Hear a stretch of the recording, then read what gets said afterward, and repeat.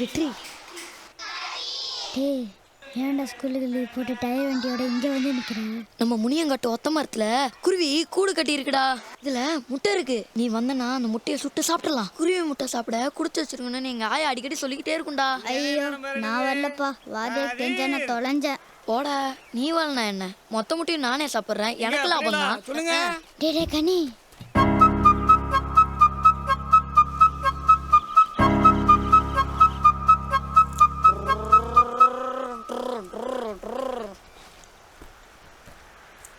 என்னடா வரமாட்டேன்னு சொன்ன, வந்துட்ட? இல்லடா, அந்த ஒத்த மரத்தில் முட்டை இருக்குன்னு சொன்னல, அதான் நான் ஸ்கூல் லீவ் போட்டு இங்கே வந்துட்டேன். நீ வரமாட்டேன்னு நினச்சி நானே முட்டையை சாப்பிட்டேன். முட்டையும் கிடையாது எதுவும் கிடையாது, போடா. டேய் போய் சொல்லாதடா, வாடா போகலாம். இந்தாடா இந்த மாங்காய் வேணா வச்சுக்கோடா. சரிதா போகலாம்.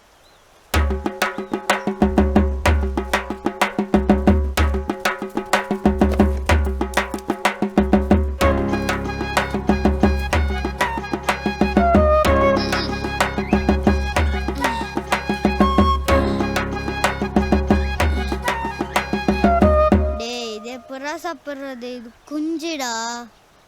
ஆமாண்டா. சரி இரு வரேன். டேய் டேய் டேய் கனி எங்கடா போற?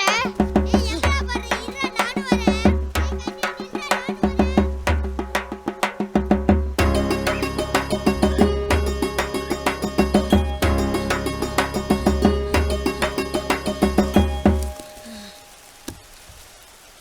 டேய் கனி எதுக்குடா இது? டேய் இந்த முட்டைலன்னா என்ன, இந்த குஞ்ச பக்க பெரிய குருவி வரும். பசையில ஒட்டினா பறக்க முடியாம கீழே வந்துரும்ல, அப்ப அதை நம்ம சுட்டு சாப்பிடலாம். சரிடா. எல்லா பக்கமும் நல்லா தடவு, அப்பதான் மாட்டும். எப்படா குருவி வரும்? இப்பதான்டா பசை தடி இருக்கும். நம்ம இங்க இருந்தா குருவி வராது, நம்ம தூரமா போனாதான் குருவி வரும். சரி வா போலாம். ஏய் எந்த தாண்டா தூரமா போச்சு? போடா நீ போய் சொல்ற, ஏமாத்தாத. இப்ப நான் எரியறேன் பாரு. இப்ப பாருடா. இரு இரு, இப்ப நான் இன்னொரு வாட்டி எரியறேன் பாரு. டேய் வெற்றி, அங்கதானே சத்தம் கேக்குது, வாடா போவோம். டேய் ஏதோ கிடைச்சிச்சுடா. டேய் நில்றா, நான் வரேன்டா. நல்லா இருக்குமாடா?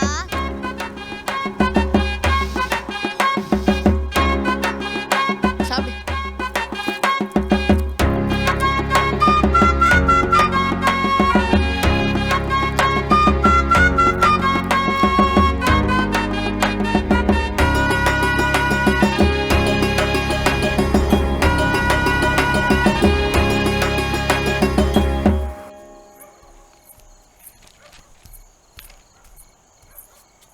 மிச்சம் வைக்காம சாப்பிட்றணுன்னு. சரிம்மா.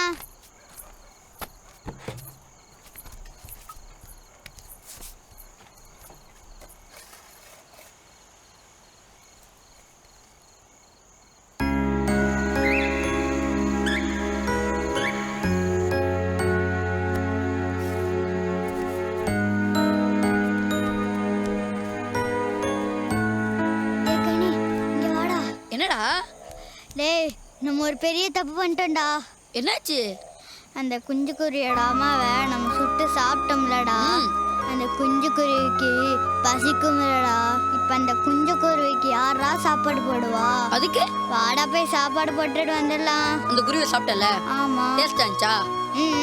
ஒரு வாரம் கழிச்சு போனா அந்த குஞ்சு குருவியும் பெருசாயிடும், அதையும் நம்ம சுட்டு சாப்பிடலாம். வேணாண்டா பாவாண்டா, வாடா போய் சாப்பாடு கொடுத்துட்டு வந்துடலாம். போடாடே, இந்த ராத்திரி இல்லையா அந்த மரத்துக்கிட்ட பேயும் முனியும் இருக்கான். எங்க பாட்டி சொல்லிச்சு, நம்ம இப்ப அங்க போனோம்னா குருவியை நம்ம சாப்பிட்ட மாதிரி பேய் நம்மளும் சாப்பிடும். போடாடே, நான் வரல. டே ப்ளீஸ் போடா டே. போலாம்.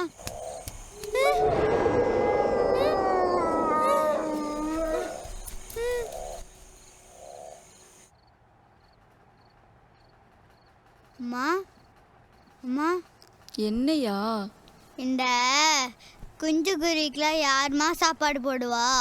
அது அம்மா தாயா போடும். அம்மா இல்லைன்னா? உனக்கு அம்மா இல்லைன்னா யார் சாப்பாடு போடுவா? யாரும் போட மாட்டாங்க. அப்ப அதுக்கும் யாரும் போட மாட்டாங்கல்ல. சரி சரி, இப்ப நேரமாச்சுல்ல, நாளைக்கு பள்ளிக்கூடம் போகணும், தூங்கியா.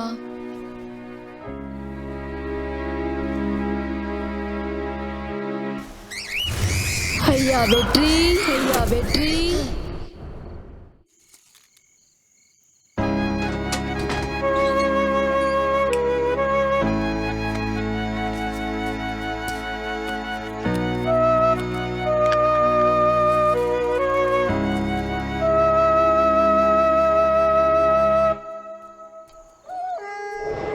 அந்த மரத்துக்கிட்ட பேயும் முனியும் இருக்கான். உனக்கு அம்மா இல்லைன்னா யார் சாப்பாடு போடுவா? யாரும் போட மாட்டாங்க.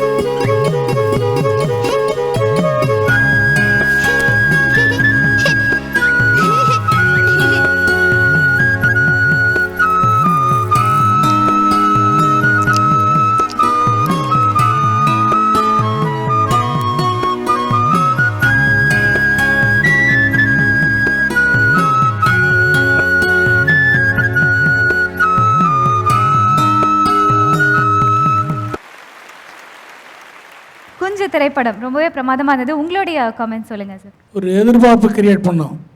அவர் டைட்டிலே பிடிச்சார். முதல்ல எதிர்பார்ப்பு மேக்கிங்கில் எனக்கு தெரிஞ்சு அவங்க ஜாம்பவான்கள் அந்த டாப் ஷாட்டில் அந்த குருவி இருக்கிறதுக்காக அந்த மரத்துக்கிட்ட அந்த பையன் வர்றதுக்கு அந்த ட்ரோனு எல்லாமே வந்து பெரிய படங்களுக்கான விஷயம் மாதிரி இருந்தது. ரொம்ப மெச்சூரிட்டி டைரக்டருக்கான அந்த ஷாட்டு. மியூசிக் பிரமாதமாக இருந்தது, நம்மளை கூட்டு போகுது. ஆனால் எடுத்துக்கிட்ட மேட்ரு கரெக்டாக சொல்லியிருக்காரு. கடைசியில் ஒரு தலாட்டு மாதிரி அழகாக அந்த குருவிக்கு அந்த உணவு ஊட்டும் போது அப்படி உச்சிச்சோன்னு இங்கே அந்த கைத்தட்டில் பார்த்தோம். நல்ல ஃபிலிம் மேக்கிங்க்கான அறிகுறி தெரியுது. நல்லா பண்ணியிருக்கீங்க படம். சின்ன விஷயம் நல்லா இருக்கு. அண்ட் பிரபு சாலமன் சார், உங்களுடைய காமெண்ட்ஸ். இல்லை, இதில் என்னென்னா அந்த கிளைமேக்ஸ்லேருந்து வரேன். ஒரு குருவிக்கு ஒருத்தன் தாயானா என்ன ஆகும், அந்த வாட் ஹேப்பன்ஸ் அப்படின்றது தான் நீங்கள் முடிக்கிறீங்க. ஆனால் அதுக்கான அந்த அந்த ப்ரிலூடு என்ன இருந்திருக்கணும்னா, அந்த தாய் ஒரு தாயை ஒரு குருவி இழந்தா அந்த தாய் மேலே அந்த குருவி வச்சுருந்த பாசம், அந்த மாதிரி விஷயங்களோட அந்த ப்ளே போயிருந்துச்சுன்னா நீங்கள் கொடுக்குற அந்த கிளைமேக்ஸ் வந்து ஒரு இம்பேக்டாக இருந்திருக்கும். குஞ்சு பறவைக்கு போய் இவன் கடைசியாக ஊட்டணும் அப்படின்றதுக்காகவே அந்த தாயை கொன்ன மாதிரி ஆயிடுச்சு. ஸோ அதுக்குள்ளே நான் ஜெல்லப் ஆகாததுனால அந்த கிளைமேக்ஸோட இம்பேக்ட் எனக்கு கிடைக்கல. நாக்குலேருந்து இது எடுத்து சாப்பிட்றது இருக்குல்ல. ஸோ இது சரியாக இதை நம்ம சொல்லாதனால இந்த இடத்துல வந்து எனக்கு அது தோணலையா என்னன்னு தெரில. But you tried something. Thank you sir. Vetrimaaran sir, உங்களுடைய காமெண்ட்ஸ். குருவி எங்கேருந்து பிடிச்சானுங்க அவனுங்க சார்? குருவி எங்கேருந்து எடுத்தானுங்க? கீழே கிடக்கிற மாதிரி சவுண்ட் மட்டும் ஓவர்லாப் பண்ணியிருப்பேன் சார். அது க்ளோஸ் வைக்க வேணாம்னு சொல்லிட்டு. அது ஓகே, அது புரிஞ்சிச்சு. எங்கே பசை தடவுனானுங்க? கிளை கூடு எல்லாத்துலேயும். எப்படி கீழே வந்துச்சு? அது மேலே ஒட்டிக்கும். அதான் டைலாக்ல வச்சுருப்பேன் சார். அது மேலே ஒட்டிச்சுன்னா பறக்க முடியாமல் கீழே விழுந்துரும். எப்படி பசை ஓட்டினா எப்படி பறக்க முடியாமல் போகும் பறவைக்கு? இல்லை, ஆக்சுவலாக அது ரெக்க மேலே ஏதாவது ஒரு ஜெல் மாதிரி ஆயிடுச்சுன்னா அதனால பறக்க முடியாதுல்ல சார். அப்படின்னு யார் சொன்னது? பறக்கும். பறவை பறக்கும். அப்படி குழந்தைங்களோட உலகங்கிறதுனால அந்த குழந்தைகளோட உலகத்தில் அப்படி யோசிக்கலாம். ஆனால் அப்படி ஒரு குருவி மாட்டிக்காது, அதை சுட்டு சாப்பிட முடியாது. அப்படி அந்த தாயை நம்ம கொன்னதால் அது இல்லை அப்படின்னா அது வேற. தாயை நாம் சாப்பிட்டதால அப்படின்னும் போது ஒரு குறிப்பிட்ட ப்ராக்டிஸ் இருக்கிறவங்கள நம்ம ஒரு ஜட்ஜ்மெண்ட்டுக்கு உட்படுத்துகிற மாதிரி ஆகுது. இதெல்லாம் ரொம்ப கேர்ஃபுல்லாக ஹேண்டில் பண்ணணும் அப்படின்னு எனக்கு தோணுது. எனக்குள்ளே வந்து இது நிறைய லாஜிக்கல் எரர்ஸ் இருந்ததால் முதல்ல மேலே ஓட்டினாங்க, ஒன்று மேலே மாட்டிகிட்டு இருந்திருக்கலாம், அது கீழே பிடிக்கலாம், பிடிச்சது, இப்படி பல விஷயங்கள் வந்து எனக்கு இதுக்குள்ளே எனக்கு உள்ளே வர முடியாமல் போகிறதுக்கு தடையாக இருக்குது.